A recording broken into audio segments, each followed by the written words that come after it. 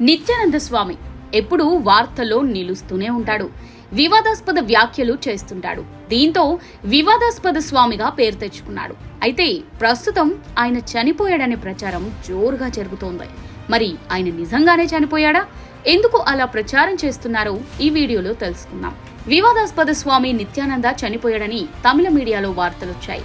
హిందూ ధర్మాన్ని కాపాడడానికి నిత్యానంద తన ప్రాణాలను త్యాగం చేశాడని అతని మేనరుడు సుందరేశ్వరన్ చెప్పాడు. కానీ ప్రజలను ఏప్రిల్ ఫూల్ చేశాడని పలువురు అంటున్నారు. ఇది ఎంతవరకు నిజం అనేది పోలీసులు విచారణ చేస్తున్నారు. అయితే గతంలో సెక్స్ స్కాండల్ కేసులో ఇరుక్కొని నిత్యానంద స్వామి దేశం విడిచి వెళ్లిపోయారు.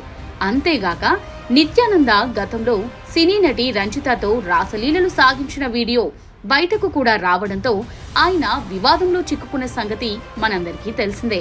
ఇక అహ్మదాబాద్తో పాటు దేశంలోని 41 ప్రాంతాల్లో నిత్యానంద ఆశ్రమాలున్నాయి. సెక్స్ స్కాండల్ కేసు తర్వాత దేశం విడిచి వెళ్లిన నిత్యానంద హిందువుల కోసం కైలాస అనే ఒక ప్రత్యేక దేశం సృష్టించానని, ఇక తాను అక్కడే ఉండబోతున్నానని, భక్తులు ఎవరైనా రావచ్చని సంచలన వ్యాఖ్యలు చేశారు. దీనికి రిజిస్ట్రేషన్ చేసుకోవాలని ఓ వీడియో కూడా విడుదల చేశారు. కానీ నిత్యానంద స్వామి దేశాన్నే కాదని ఆసియా ఖండాన్నే విడిచి వెళ్లినట్టు సమాచారం.